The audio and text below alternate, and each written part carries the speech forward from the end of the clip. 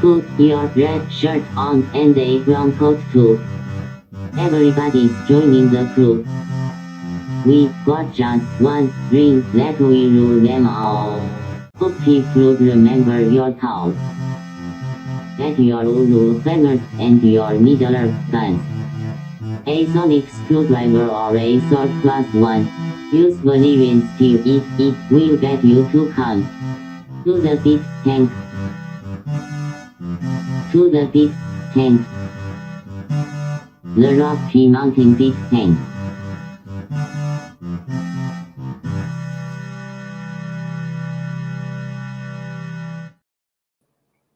Hi, I'm Guy.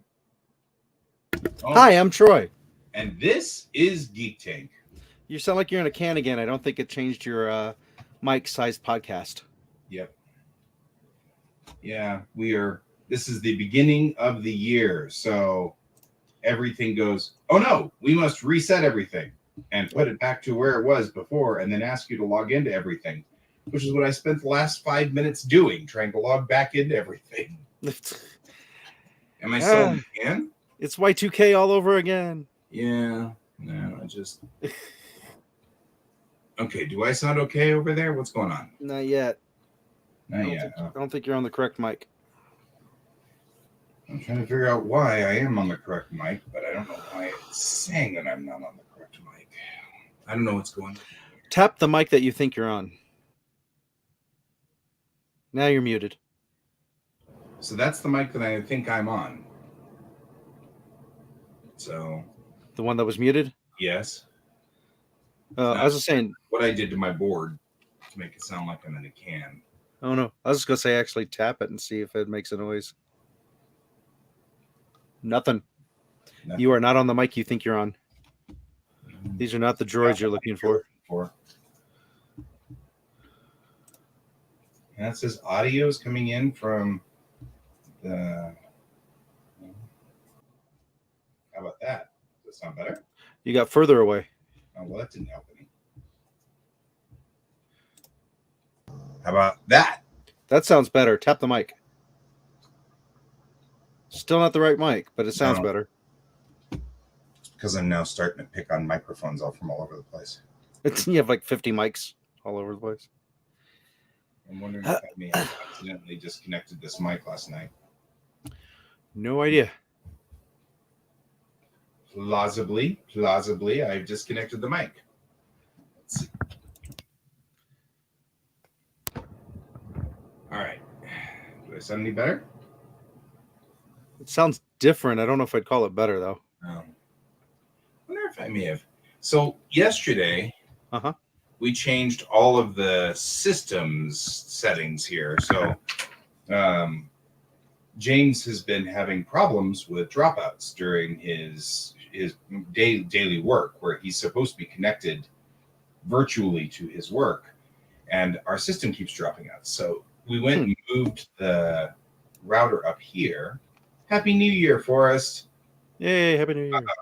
We moved the router up here, and we moved this new mesh network, but I plugged it. Well, for one, my machine now is Cat5 plugged into the router, which should help me from dropping out because it's no longer wireless at all. This machine's direct. But I do think I may have bonked the router, or not the router, but the mixer board. I was going to say, when you're messing over there, I heard it actually sound like you hit the mic. So if there's a mic near you right now, I think that's the mic that you're coming in on. Are you hearing bops there? That doesn't... I'm hearing bops, but not bops as though it's the mic. It sounds like it's near the mic. Come in. So, yeah. How about this? Nope, nothing there. Nothing there. How many mics do you have? That could possibly be an option. Well, we've got a couple of mics. You got louder, so are you walking towards a mic? That's the mic that's picking you up. Oh, well, yeah, that's interesting. Yeah, now you sound fantastic, which is rare for Guy. But... So, is it a lamp or is it a mic? No, I have two mics. One's on the other side, and then the one's right here. Oh, now I should sound good. Yes. I just had obviously, I must have either whilst doing all of these things, somebody who was in this room, which may have been either my child or James, may have accidentally unplugged the mic and went, "Oh no!" and then plugged whichever mic looked like it plugged in there, which turned out to be, of course, the other mic that sits on the other side of the room. I see. And so now I'm like, I see what's going on. So now you don't sound like you're in a can because you're not broadcasting to a mic on the other side of the room. Right. I'm not trying to yell to get to the other side of the room. Yeah. So all I did was pull that mic and put it in position 2. So cool. There you go. It'd be funny if it was a lamp. That means you're picking up like the CIA's bug. Right. Ding, ding, ding, ding, ding, ding, ding. I don't know. There's no way that there could be a CIA bug through here. Ding, ding, ding, ding, ding. All right. So I don't know if you saw, but our viewers who watch from Japan are okay. And for those who don't know, Japan had a massive earthquake, 7 something. Yes. And have you heard from? I know you have a lot of folks over in Japan. Have you heard from them? They've been checking in all day. Good. So not the way you want to start off your new year. Right. So there's a series of them though. Yeah. It looked like, was it our friend Catherine that also had posted something about it hitting California, like in a way? I can't remember. One of our friends in California said something. The area that it hit though was nowhere near most of the people that I know. Mm-hmm. I mean, they felt it, but yeah. So it was on, but it was pretty serious. Yes, 7 kilometers northwest of Suzu, located in Noto Peninsula. So yeah, those are actually ones not that I'm familiar with Japan all that much, but ones that I'm like, I didn't know that existed. But well, here, but I will share with you. Saying it's the largest earthquake in the country since the Great East Japan earthquake in March 2011.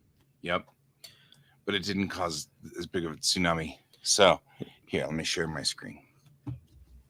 Present, share screen. There we go. There it goes. There. So Tokyo is going to be right here. This is the Bay of Tokyo. And so all of the stuff that all the people I knew and everything like that are here. Okay. So this was way over here. That doesn't mean that they didn't feel it. They definitely felt it. But it was quite a ways distant from. Mm-hmm. So, but yeah, this is this little peninsula in this bay on the north side. Yep. This Forrest, this reminds me of back in our really early days. We actually had a segment that Guy would do where he talked about space. What did we call that segment? I can't remember Geek now. in Space. Geek in Space. That's right. This Geek in Space. This Geek in Space. So it was like This Week in Space. Yeah, and it was very reminiscent of Stargazer, I would say. But, yeah, I liked it. Not as flamboyant. So well, Mm-hmm.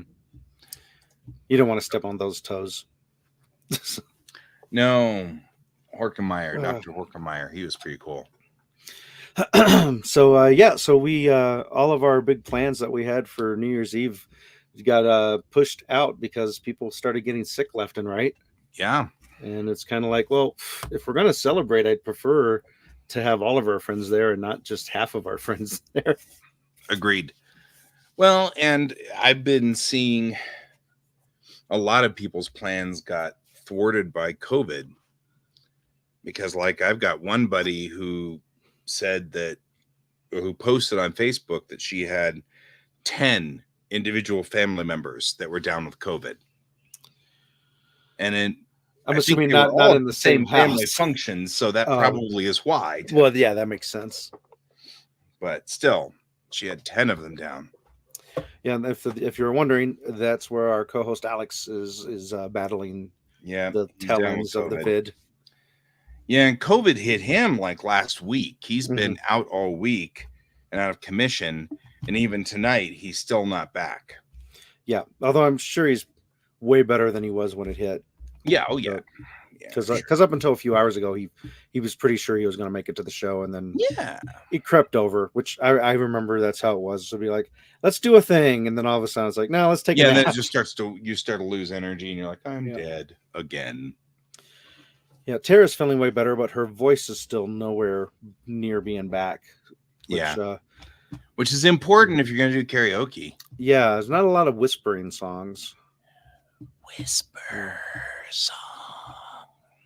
This is the song of whispering. Yep. Hey, did you know our friend Kevin tried to go to the thing that I tried to put together as a replacement, and nobody else went? Oh, no. I know. He messaged me and said, "Are you going?" And I'm like, I thought the last message I got said that nobody was going, so I wasn't going. So that message was incorrect. So, I guess. Because had I known, I would have gone. Yeah. And then you could have hung out with him. Yeah. I felt bad for him that he went all the way there. And I'm like, well, I could still go, but it'd take like 25 minutes to get there. And he's like, nah, don't worry about it. But yeah, we definitely have communication problems within this group. Well, and then we tried to set something up too Sunday, just because we were like, hey, I mean, if we're not doing anything, anybody want to come over here? And then everybody was like, no, not really. we're all like, okay. Which is fine. I mean, it's totally cool. I mean, I cried a little, but I got it out of my system. Yeah. And then you realized, oh, yeah, we didn't do a thing because everybody was sick. Right. And that's really what happened. They had not gotten better. We got better. Eventually they will. Yeah, I set a goal for myself to try to finish my painting project I'm doing for Dan before 2024, and I did not make it. Although, because it's something like 21 minis that he wanted me to paint, and I'm down to the last 4, which I'm expecting to be done within like a day or two. He specifically did not want me to do like my best job on it because I charged by tier of how much work I put into it. And the problem I have is when I'm working on something, I have a very hard time saying that's good enough, right, and moving on.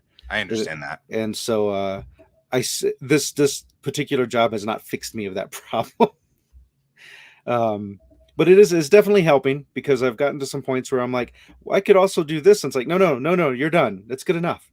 Right. As long as no one picks it up and looks at it with a magnifying glass, they're going to think it's a fine job.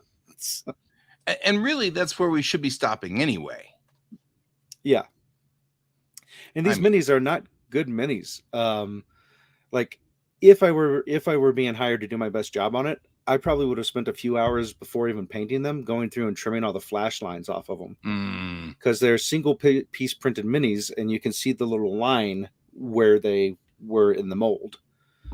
And so that's like right off the bat, that was bothering me. And I took out my X-Acto knife and I was going to do it. And then that voice in my head's like, no, you're not hired to do this.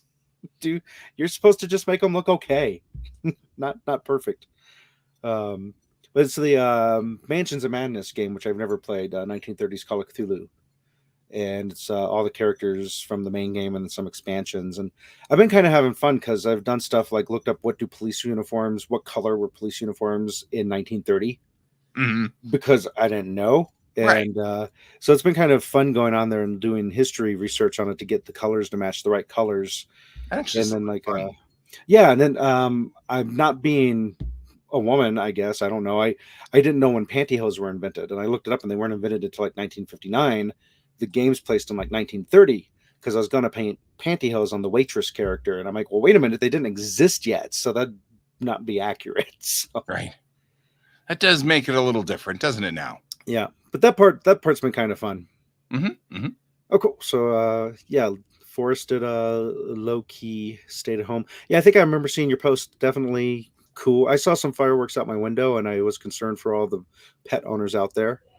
And then our friend Les had posted that he was up like 2 hours with his pets because they were freaked out over the fireworks. Yeah.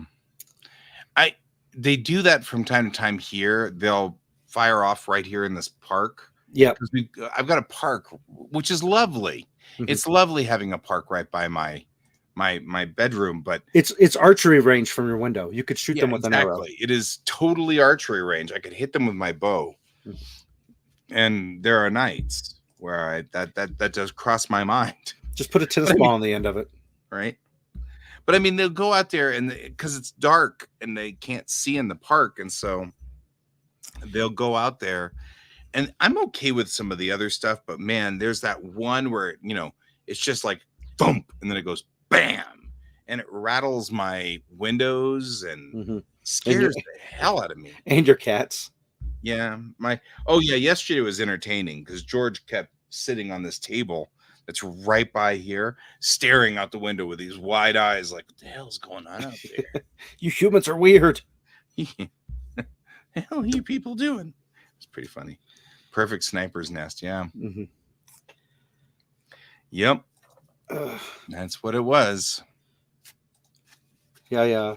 I'm primarily painted most of the night, and there's become kind of a tradition to watch Anderson Cooper and Andy Cohen's New York New Year's Eve countdown because their give and take's really funny, and then they usually have some pretty good guest stars come on that they talk to, like Neil Patrick Harris was on.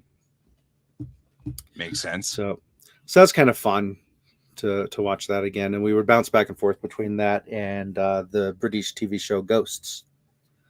So okay.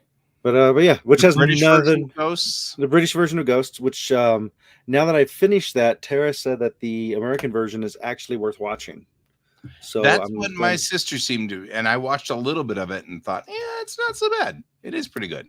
Yeah, so I insisted on starting with the British one, which is only 2 seasons, and being British, that's like 4 episodes. Not really. It's like, I think 8 episodes for season 1 and 6 or 7 episodes for season 2. So it's very few. But yeah, I haven't made any real New Year's resolutions because I think they're kind of silly and I never can stick with them. Fair. So it's like just the stuff that I'd like to do. So, and I talked to the guys, and they're looking forward to high school because that's going to be the big change this year after we finish this school year. Mine too. It's interesting how, you know, they've always been 6 months apart.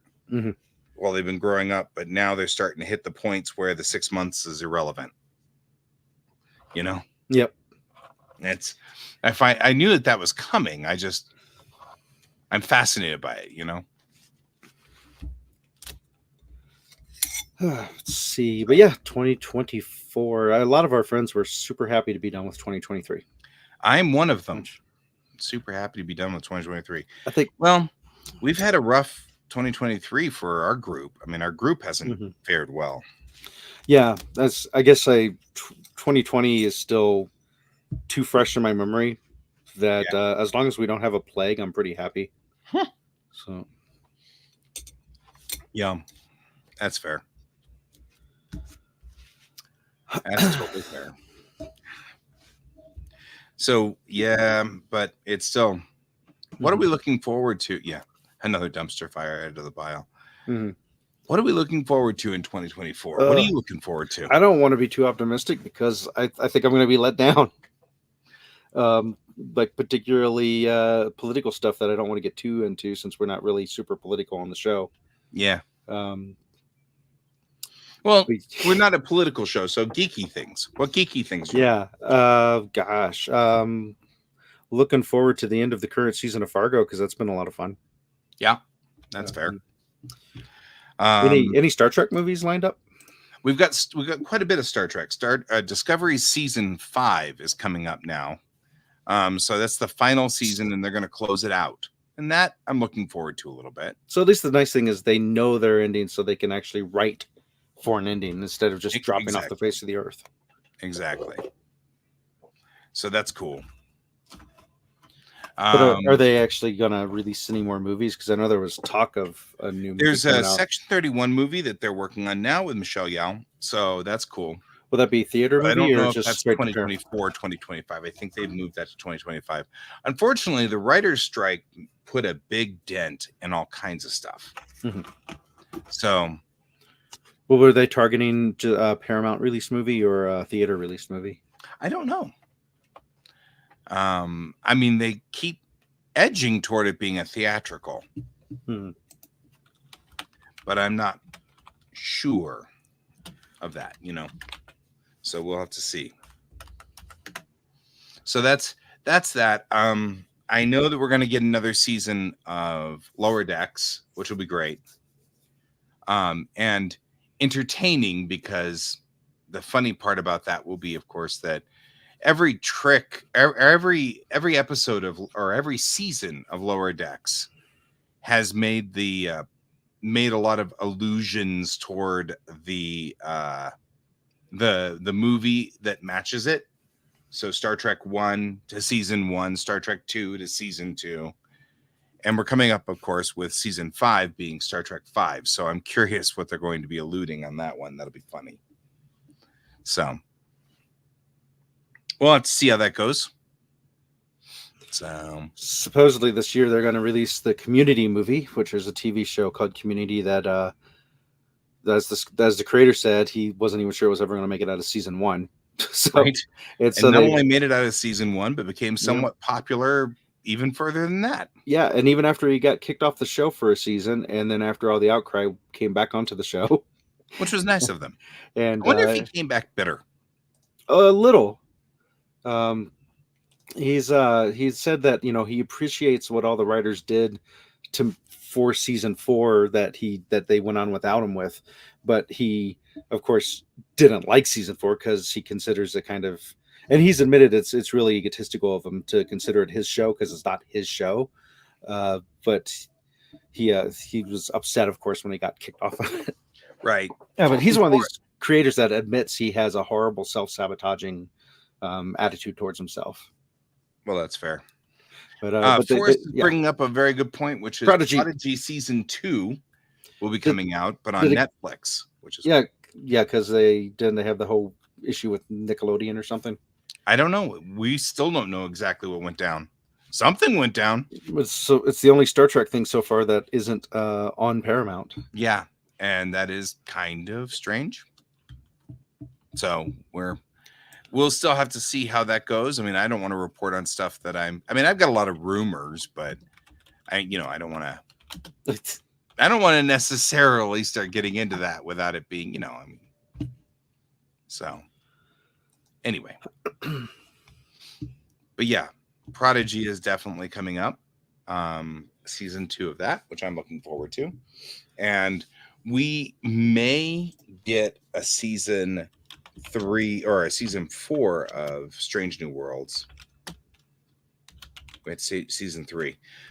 Season 3 of Strange New Worlds. We might get it before the end of the year, but I wouldn't hold my breath. It got delayed 100 days, so that's a long time for it to sit out and not be running properly. So we'll have to see what happens there. So this year is a leap year. So we have February 29th as a day that we apparently only get every 4 years. Good evening, Brent. Yeah, that's true. I wonder if we should do something. While leaping? I've never celebrated the leap year day, but it's an extra day. Yeah. It'd be fun if they made it a national holiday. So many things are confused because of it, so might not be a bad idea. I'm right here, George. Literally right here. Yeah, I know. He's lost. So it's a Thursday, which doesn't make it all that great for timing and stuff, but it'd be funny because it's like, well, we get a whole extra day to work. Yep. Usually, actually not a whole lot, Brent. We were just talking about what we're looking forward to in 2024. Looking forward to Discovery Season 5. It's just pulling up a thingy here to look up stuff. Dune Part 2. Dune Part 2, yeah, I'm looking forward to that too. NASA's Artemis, the second mission. I'm sure you're looking forward to that, right? I am definitely looking forward to Artemis. I'm not 100% sure Artemis will do what Artemis is supposed to be doing, but we'll give it a good shot. So the biggest problem we're having right now is that Artemis is remarkably expensive, as you might imagine. It is the end of Discovery, and that is sad. I've been enjoying Discovery quite a bit, but, and this is the honest goodness truth to all those naysayers out there. Discovery only had a 5-year lease, so to speak. So it was, when they put it out, they said, hey, here's the deal. We don't know whether this will work or not, so we'll give it a shot and see what happened. It turned out to be pretty good, and for the most part, it was well received by the Trekkies. The problem is we have all these problems with the negative Nancys out there that have to keep naysaying Star Trek, and they're nothing new. That's not anything new. They're just louder now because the internet's more pronounced than it was in the beginning, but it's one of those things. So now that what happened was we got to this point where we are now, where Strange New Worlds is frankly more in line with what the fans seem to want. And it is. It's a good show, but the long format stuff isn't working. So the idea was that everybody knows that DS9 is amongst the best of the old series. And the reason it was for two things. One, it was let alone because everybody was concentrating on Voyager. And two, it was a connect bands some 20 or 30 episodes of DS9, and it's a significant portion of it that they're dealing with the Dominion War. And that's the original cartoon is, right? That's the most beloved one. So the problem that we've got is it's like the people who look at Star Trek 2 and say, oh, the reason that everybody likes Star Trek 2 is because of phasers shooting at each other, and then makes the next Star Trek movie full of phasers and photon torpedoes, and there's still no plot. There's nothing there. It's just a whole bunch of phasers and photon torpedoes. And, we love that, right? That's what we love. We'll even put a bad guy in there who's really bad. But then it's like you missed all the points, which is one of the reasons that Picard season 3 is so good, is because the bad guy in Picard season 3 is not just some bad guy just being bad. It's got reason, and there's intellectualism, and there's some real meat to bite in there. And I have to say, I think Amanda Plummer is easily one of the scariest and best villains of Star Trek. I mean, just like up there with Ricardo Montalban's Khan. So that's my feeling on this one. But yeah, that's where everything is going on that one. Now, as far as Artemis goes, Artemis is super expensive, and NASA's discovering that. Actually, NASA has known that all along. There is a trick that the government plays all the time. And this is a trick that you play with the government, and anybody who's ever worked in the government knows this is the trick you're supposed to play. If you say that your thing will cost $1,000, nobody will ever pay for it. So instead, you say it's $500, which they'll pay for, and then run it over budget. And then they're forced to pay for it because that's the way it goes. If NASA walked up there and said, we can get you to Mars, but it'll cost $5 billion, Congress would have said, yeah, don't get us to Mars, and would have walked away from it. So instead, they said that we can get us to Mars in $1 billion, and now they're running budget overruns. Well, that makes at least the political political party, our Republicans, they're really big on anybody who goes overrun must obviously be taking advantage of the government, and therefore they try to shut them down, which is not, it's kind of counterintuitive because, of course, everybody knows that if they'd gone up there with a $5 billion price tag, the Republicans, who are trying to save money all the time, would never have passed it. So it's sort of a damned if you do, damned if you don't situation in this one. See, the trick is to say that there's like aliens there and we have to go kill them, right, and kick them out, and then all of a sudden it'd be worth the money. Well, and that's or tell them that the Soviets are going to beat us there, or tell them that the Koreans will beat us, the North Koreans, or China. But you know what is worth the money is our sponsors. So I need to tell you that Geek Tank is sponsored by the Massage Wizard, Kieran Games, Geekway Homes, and your mom. So there we go. Yep.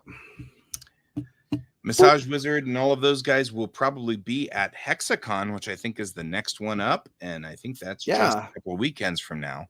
I got the unofficial Facebook invite from Dustin about it, but it's not the official. Not the official. Hey, Geek Tank, come do stuff here. One, but Facebook invite. Yeah. I mean, it's one of those things where it's like I don't want to necessarily assume we're going to get media passes, but then I also don't want to think we're not going to get them. So. Yeah, we've had that problem burn us a couple of times too, because we were like, "Oh, we're not going to get media passes," and they're like, "Why aren't you here? We have media passes for you." And nobody. Like, why didn't you say so? Yep. That has happened more than once. So I'm planning on being there. Yeah. I don't know what. We'll figure that out. We have emails. We can make phone calls. Right. With emails. My people will talk to your people and they'll do lunch or something. Without us. Without us. More than likely without us. Oh, March COAF. Just saying. So, yeah. That's another group that I don't think we have a contact with. I mean, we have a contact with Hexacon. I didn't mean to say it that way, but it's just there's several conventions where we've lost our contacts and our glasses. And our glasses made a spectacle. They're usually in the couch. Mm-hmm. That's the joke I always say whenever in class 6, you know, you have that poster or the slide where it says you're talking about emotions. And it says you lost your job /girlfriend/house. I say usually I lose those in the couch. Yeah, it's my So Guy and I both work for the same driving place, and he's referring to one of the slides we have for our PowerPoint during class teaching. During that, like mere minutes afterwards, a girl got a text in my class and went, "My boyfriend broke up with me." Oh no!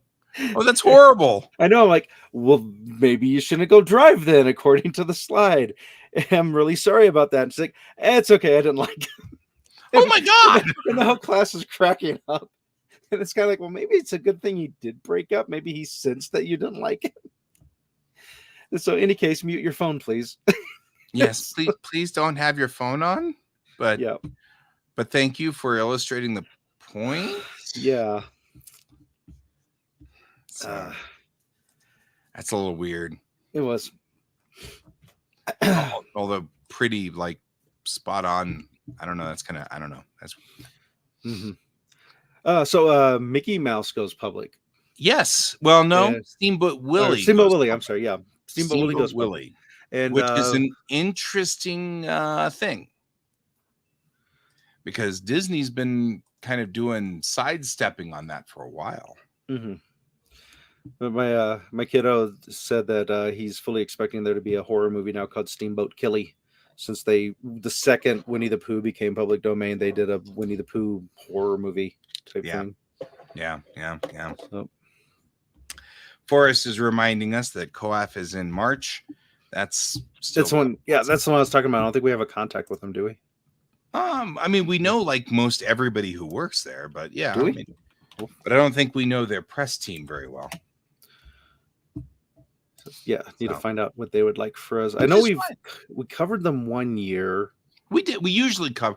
We're usually there in some capacity or another, because I'm often there. I remember. As I'm not going to mention any names, but that was the convention where Chelsea had an interview with someone, and that someone was being very patronizing and talking down to her because she was a woman. Oh, that's what we figured out. Yeah. And one of those, it's like, what a total. That's nothing bad about COAF. No, it wasn't COAF. It was COAF's fault.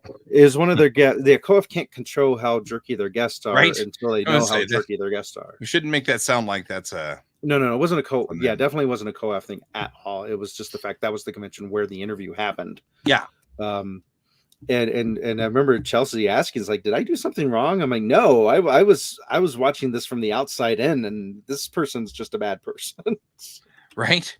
It's just, I remember that. That was such a weird. Yeah, Forrest, make an introduction. Yes, we would love that, Forrest. Tell them Geek Tank, which has at least 6 followers. At least 6.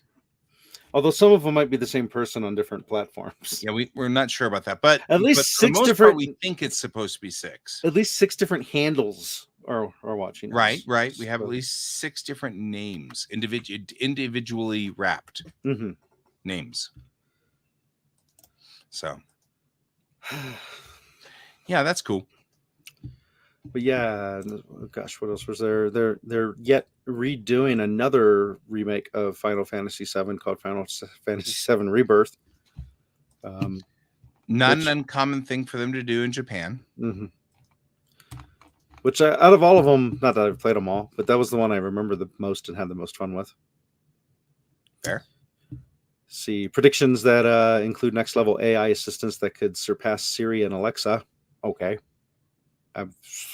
Is that really a prediction? That seems more like a common sense kind of thing? Yeah, like that's pretty much going to happen. Oh, right? here's the thing I've been hoping for, which I wasn't counting on happening this year, but it'd be cool if it did. Real-time language translation It's getting with there. AI. So we can have our universal communicators. Well, actually, Mm-hmm. Brent counts as 10.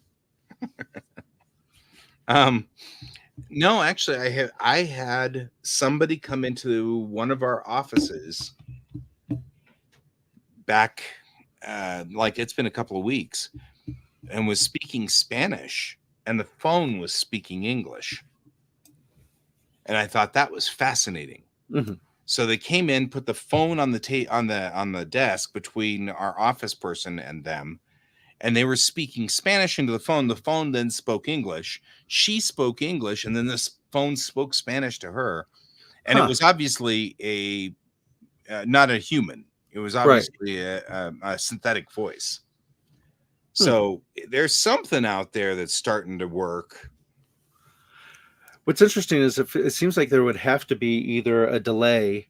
Oh, there was. So it's not talking over itself. Yeah, it or wasn't talking over itself. But 'cause they if were. it's- But I mean, but you gave room for it. The person came in and said blah blah blah blah blah, and then the thing said blah blah blah blah blah, and then you said blah blah blah blah blah. So like everybody was timing it out pretty well.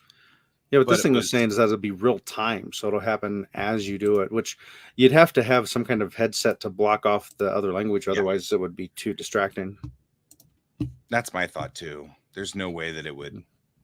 Yep. Oh, January 19th to 21st is Cosine down in Colorado That's right. We're gonna Springs. go to. Well, I still need to send them a thing because all my time's been eaten away. Yeah, mine too. And I mean, I have to be realistic here. I may be missing a lot of these because I'm going to be at Working. school all week and then working on the weekends. So, which is going to be my new reality. But Fridays I'll be free, so maybe we can do something with Fridays. It's just that will be the only time that I will have free. So we'll just have to be doing our lunch from 5 or 6 after we retrieve all the children from the schools. Right. But that's something I actually have not submitted my my availability yet, and so I completely forgot I should look at all of the conventions when I do that. Yeah. So that way I can try to at least block off one of the days there.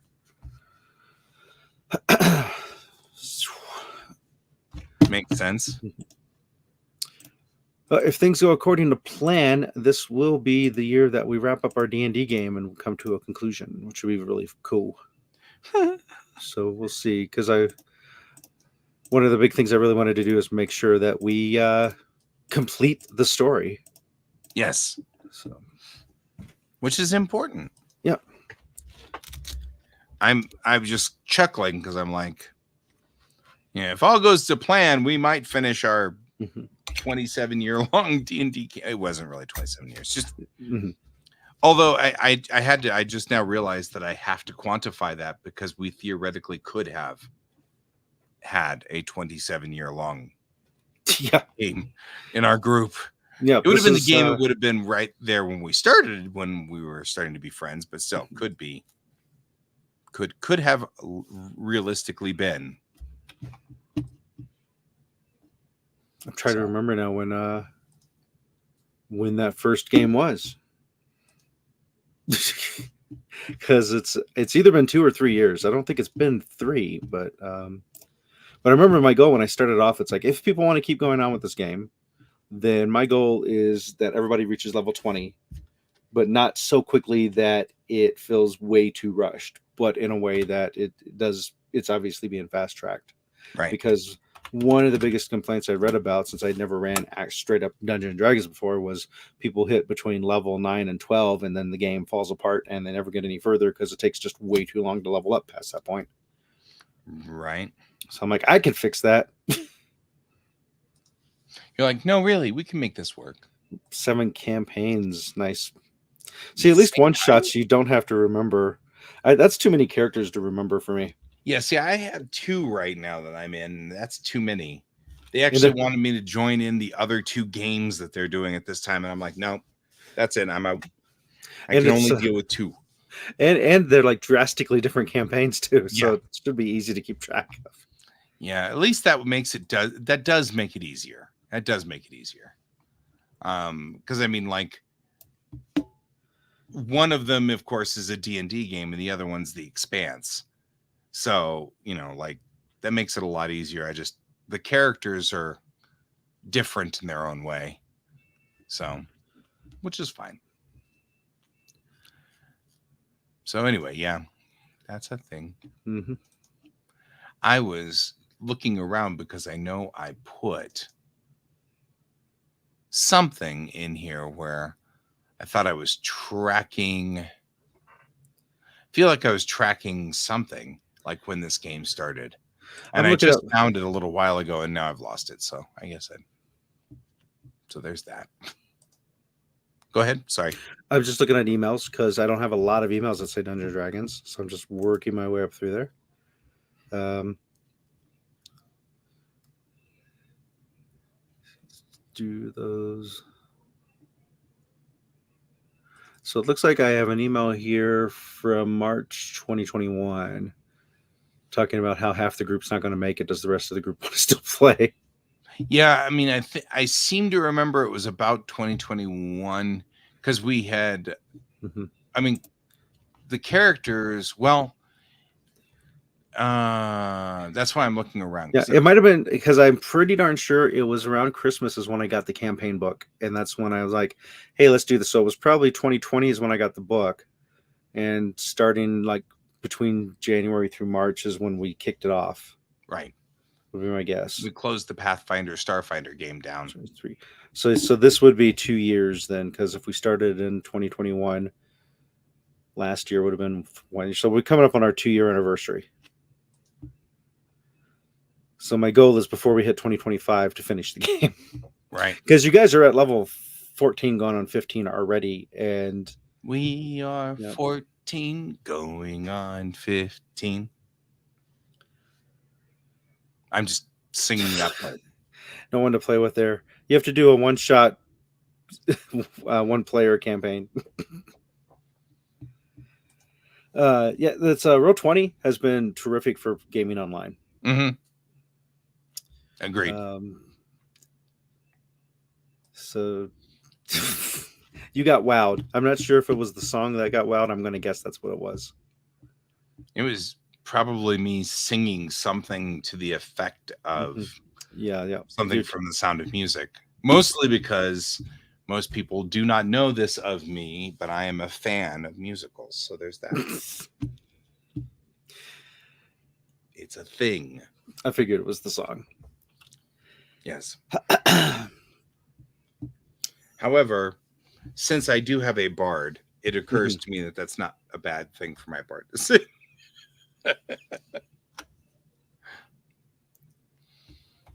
And you're like, says you?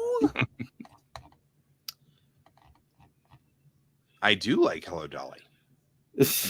Well, hello, Dolly. Which always has to be sung whenever someone gets a dolly for moving purposes. Mm-hmm.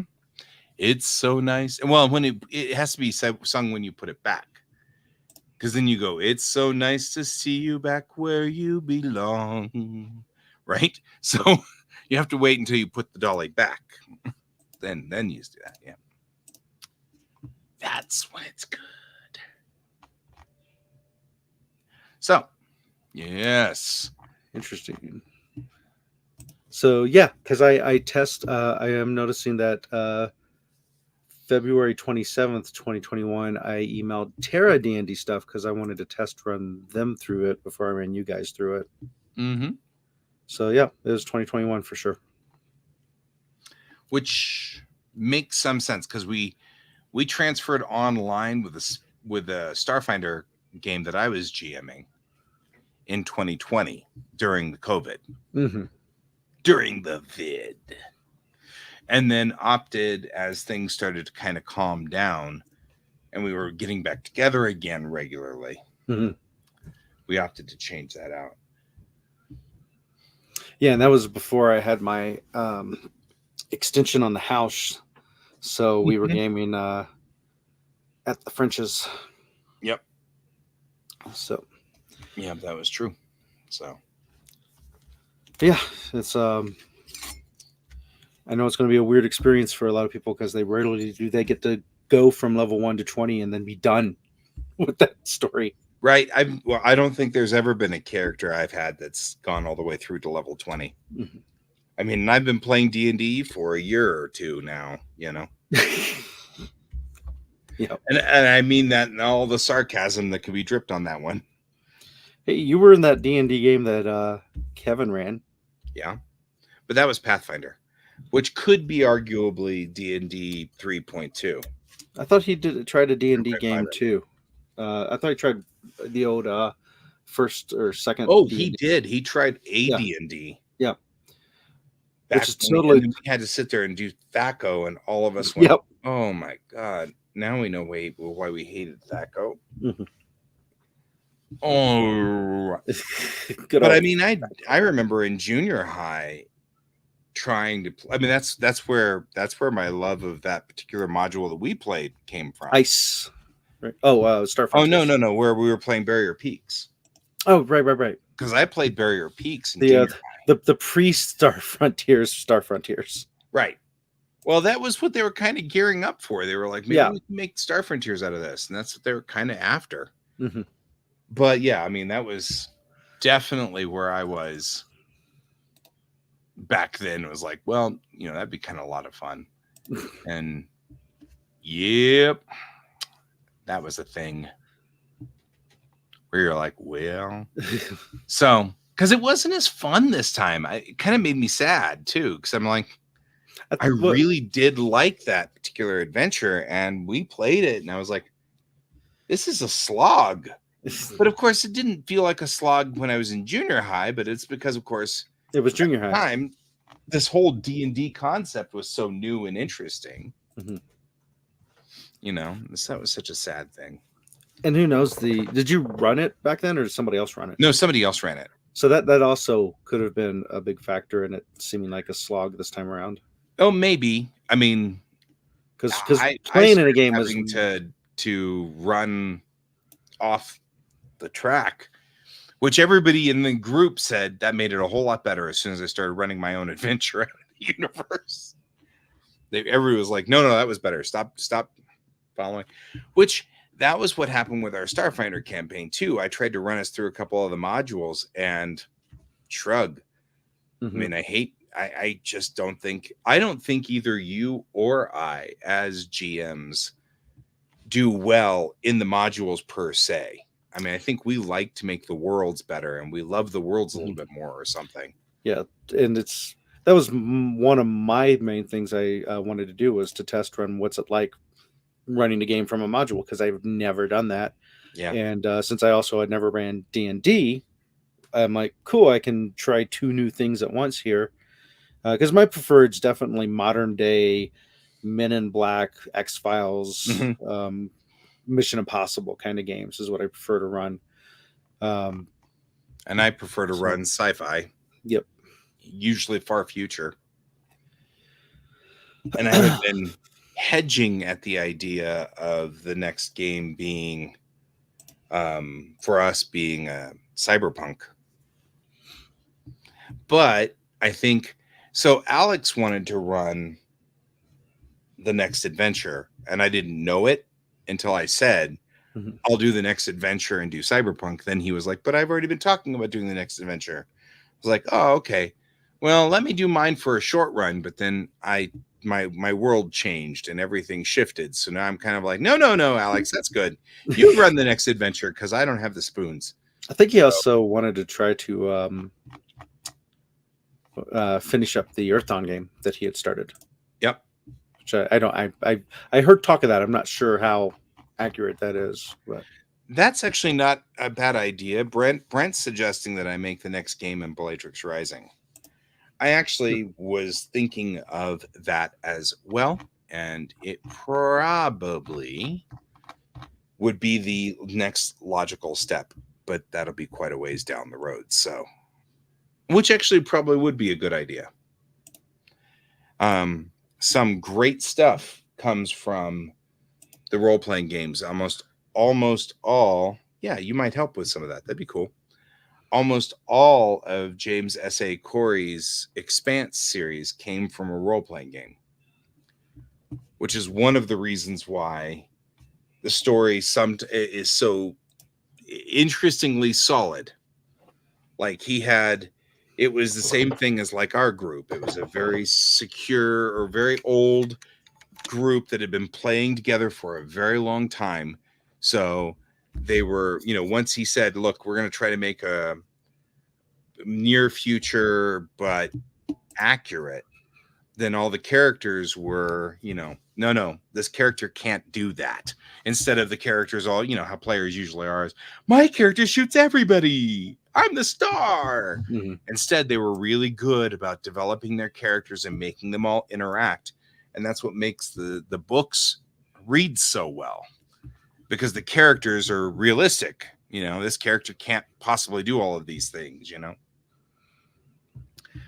That's totally another option too there, Brent. Using it as an RPG might give good story elements for the comic too. Mm-hmm. And your help would be very much welcome, Brent. Definitely. Most certainly. So, yeah. Anyway. Yeah, because you might hit those things where it's like, I didn't think of that.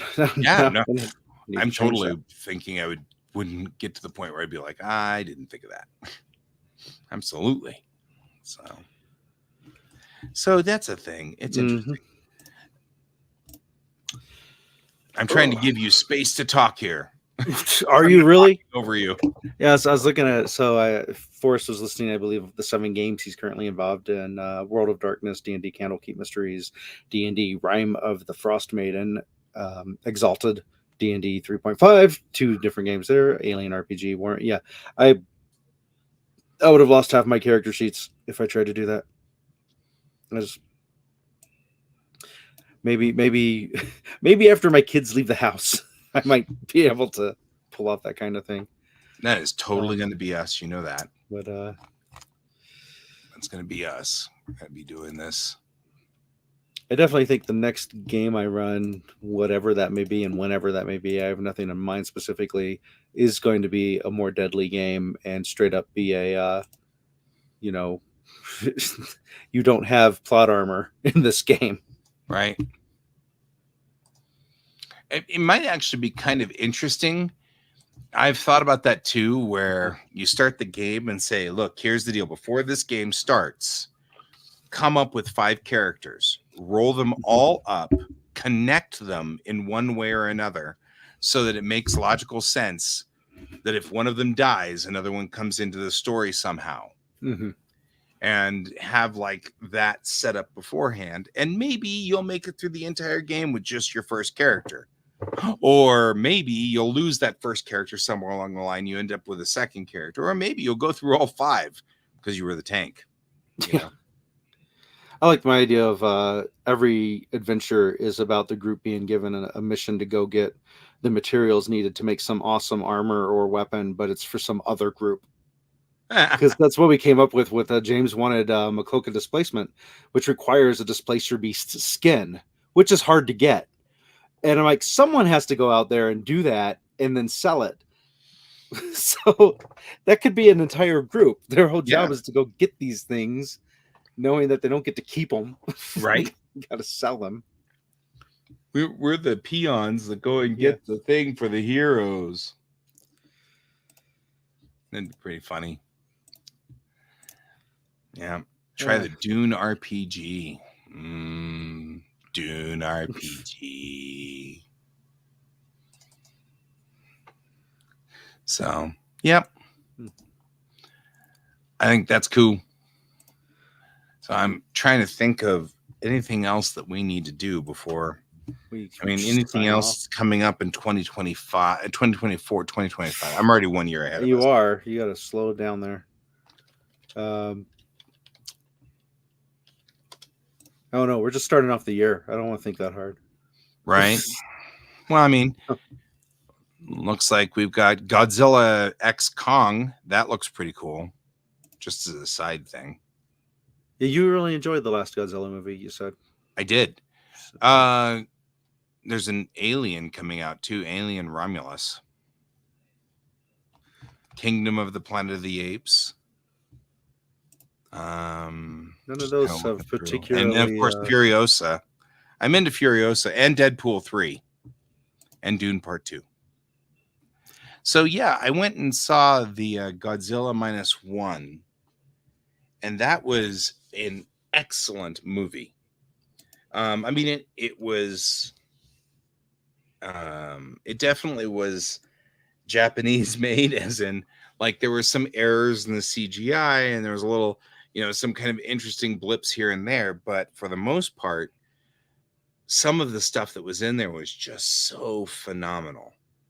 And the concept of it was that it was just shortly after World War II. So it's Reconstruction era Japan, which is a fascinating era anyway, just by the nature of what it is.